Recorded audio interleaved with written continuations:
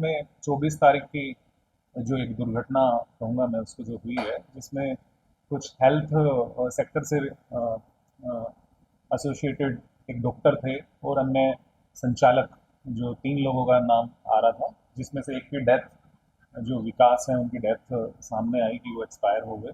तो उसमें जो एक गाड़ी इन्वॉल्व थी, फॉर्च्यूनर वाइट कलर की, जो हमें फुटेज से पता लगा। तो उस संबंध में 134 नंबर जो एफआईआर रजिस्टर्ड हुई थी सिटी सफीदो एरिया में, जो डिसीज्ड हैं उनके पिताजी ने अपनी जो कंप्लेंट का वर्जन था उसके हिसाब से हमने वो एफआईआर दर्ज की।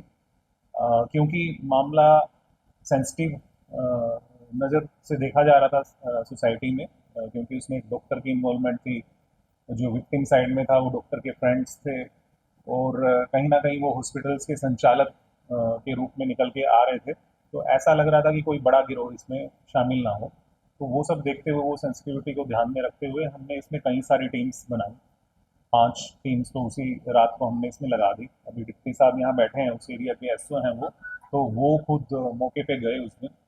और इस पूरी, इस आरोपी, मेन जो इसमें मुख्य आरोपी जो बाद में निकला है, हालांकि एफआईआर में जो परिवारगण ने जो नाम दिए हैं उनकी इन्वेस्टिगेशन उस संबंध में मतलब जारी है कि उनका कितना रोल है, लेकिन जो मेन आरोपी जिसने ये धारदार हथियार से वार किया इन 3 लोगों पे, तो उसको ढूंढा। क्योंकि उसका कोई चेहरा हमें नहीं मिल पा रहा था, कोई गाड़ी का नंबर भी नहीं मिल पा रहा था।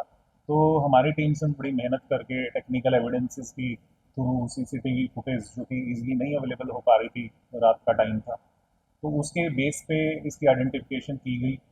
तो पता ये लगा कि जिस गाड़ी में ये सवार था उसमें 2 पर्सन्स थे, ये खुद और एक फीमेल मेंबर भी इसमें सामने आती है। तो फिर हम इसमें पूरा इसकी ट्रेसिंग जो है की गई। इसके हम जो भी एसोसिएट फैमिली मेंबर्स की बात करें, तो उन पे हमने कोई उनको टच नहीं किया ताकि ये डिस्टर्बेंस ना हो।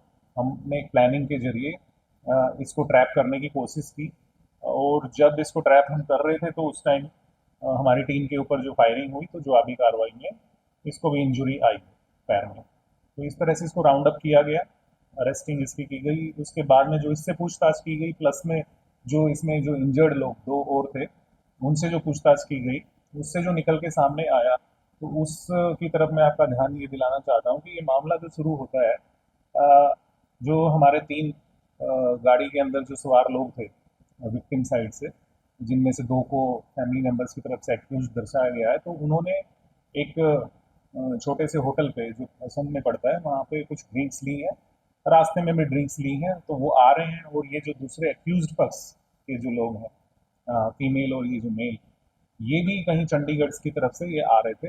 रास्ते में इनकी रोड रेस होती है कि पहले तो एक गाड़ी आगे चल रही है, उसने दूसरी को क्रॉस कर लिया, वो धीरे धीरे चला रहे थे, साइड नहीं ले रहे थे एक दूसरे को।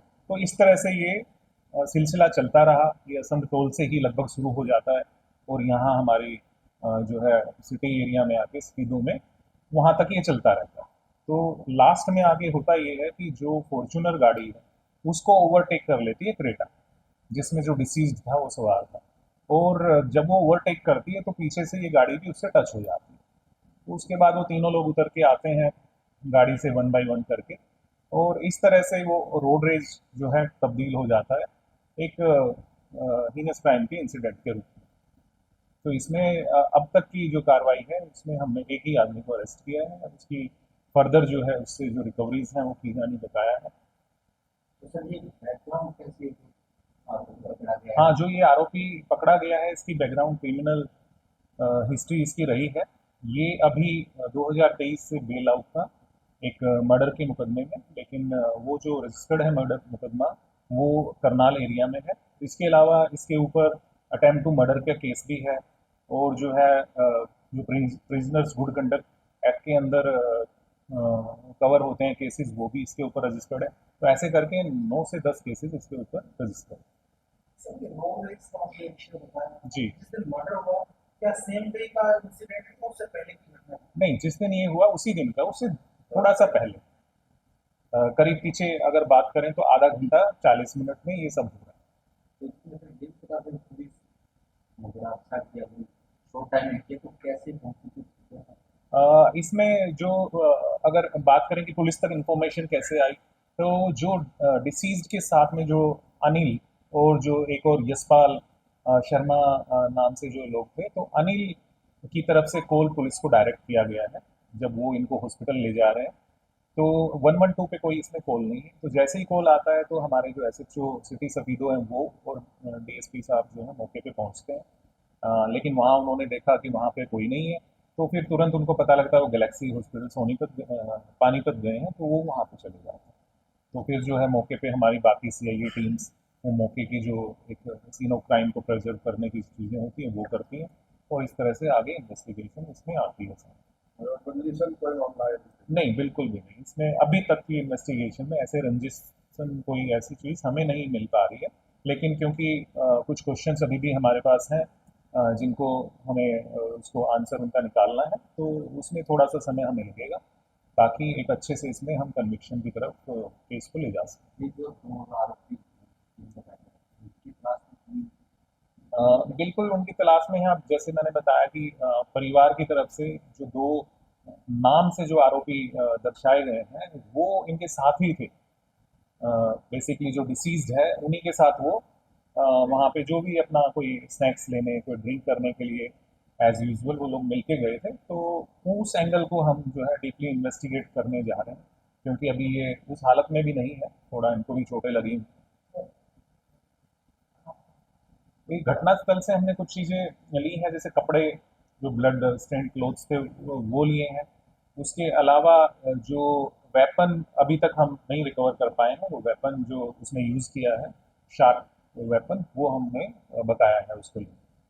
सब पकड़ हो रही थी आरोपी की। उस दौरान आरोपी ने जो अस्त्र यूज किया था उसकी बरामदगी हो गई। जी बिल्कुल, उस असले की तो बरामदगी मौके से ही हुई है, और उसने जो फायर किए थे वो राउंड्स की बरामदगी हुई है, और हमारी तरफ से जो जवाबी कार्रवाई हुई थी उनको भी हमने कर सब इसको भारत में है। जी। अभी रिमांड पे तो तब लेंगे जब ये हॉस्पिटल से जो है ठीक हालत में होंगे, और कोर्ट में, हाँ जी, अदालत में पेश करना बाकी। वो बीती जाता है। नहीं, अभी तो आई थिंक आज तो इधर ही है। हमारा जींद सिविल हॉस्पिटल में, बेसिकली नरवाना से रेफर हुए थे जींद सिविल हॉस्पिटल, तो सब पुलिस ऑफिसर जिस तरीके से कम समय में केस को सोल्व करने में, क्या उन पूरी सारी कोशिश लेके उनका जी बिल्कुल, जैसे जिस टीम ने इनको इसमें मेन भूमिका निभाई डीएसपी साहब के सुपरविजन में, तो उस टीम के जो इंचार्ज हैं वो यहीं पे हैं, मनीष सब इंस्पेक्टर हैं, तो उन्होंने आज ही आपके शेयर करना चाहता हूँ मैं, आज भी एक कुख्यात अपराधी को उन्होंने जो है काफ़ी वो नज़दीक पहुँचे हैं उसके, और उम्मीद है जल्दी अ, उसको भी राउंड अप हम कर लेंगे। तो इस तरह की वो कार्रवाई करते रहते हैं, तो काफ़ी इनको मैं अप्रिशिएट करूँगा, अप्रिशिएशन इनको मिलना चाहिए, और वो हम कराएंगे।